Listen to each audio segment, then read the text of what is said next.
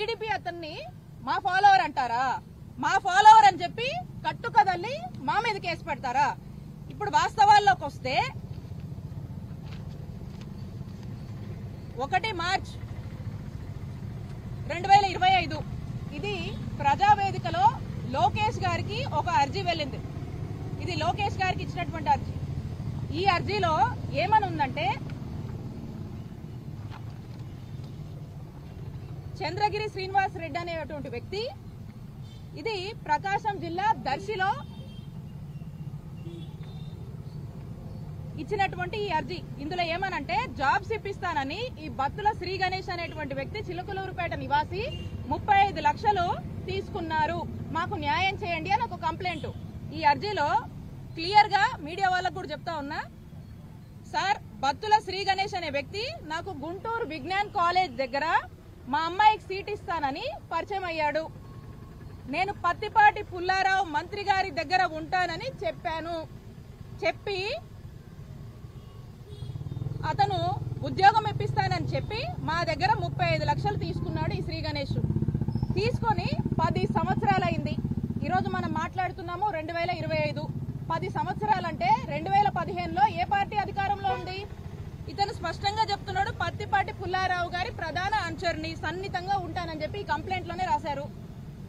ఎవరైతే కంప్లైంట్ ఇచ్చాడో ఆ కంప్లైంట్ ఇచ్చిన అతను మొన్న మార్చి 2025లో ఈ గవర్నమెంట్ వచ్చాకే దర్శిలో ఇచ్చినటువంటి కంప్లైంట్ లో 10 సంవత్సరాలు అయిందంట. పత్తిపాటి పుల్లారావు అనుచరుని, ఫాలోవర్ని అని చెప్పి మరి 35 లక్షలు తీసుకున్నాడని చెప్పి ఒక కంప్లైంట్ ఇచ్చారు. ఇక్కడెక్కడా కూడా మా పేరు లేదే. ఎవరు అనుచరుడని చెప్తున్నారు?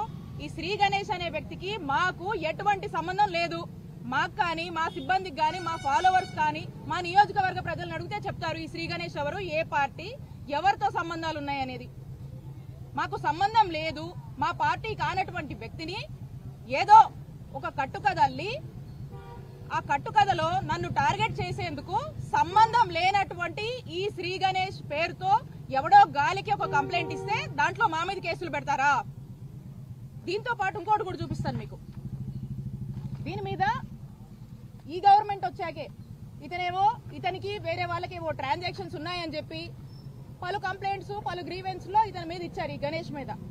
మరి ఈ గణేష్ మీద ఇంకోటి మా చిలుకలూరుపేట టౌన్ స్టేషన్ లో ఈ టీడీపీ గవర్నమెంట్ రాగానే ఒక కంప్లైంట్ వెళ్ళింది అక్కడ కూడా.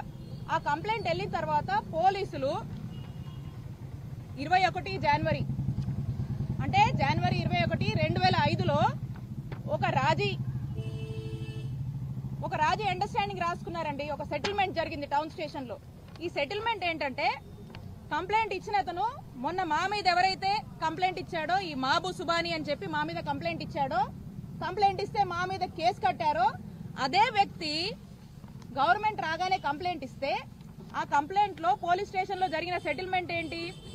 అందులో పోలీస్ స్టేషన్ లో ఈ అర్జీని చూసి పెద్దల సమక్షంలో మాట్లాడుతూ ఒక ఒప్పందం జరిగింది. అది 1 మార్చి 2025కి పార్టీ ఏదైతే ఈ బత్తుల కుమారస్వామి, బత్తుల గణేష్, శ్రీ గణేష్ చౌదరి ఉన్నారో, వీళ్ళు ఈ మాబు సుబాని అనేటువంటి వ్యక్తికి ఏదో ట్రాన్సాక్షన్స్ ఉన్నాయని చెప్పి దాంట్లో భాగంగా సెటిల్మెంట్ లో 6 లక్షలు ఈ శ్రీ గణేష్ అనే వ్యక్తి ఆ మాబు సుబాని వాళ్ళకి ఇవ్వాలని చెప్పి ఒక సెటిల్మెంట్ జరిగి దాని మీద అండర్స్టాండింగ్ తో ఒక పత్రం రాసుకున్నారు.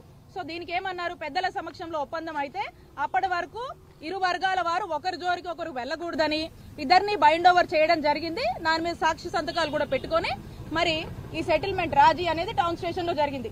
ఇక్కడ మా పేరు లేదే. మరి మొన్న కంప్లైంట్ ఇచ్చినటువంటి ఈ మాబు సుబాని టీడీపీ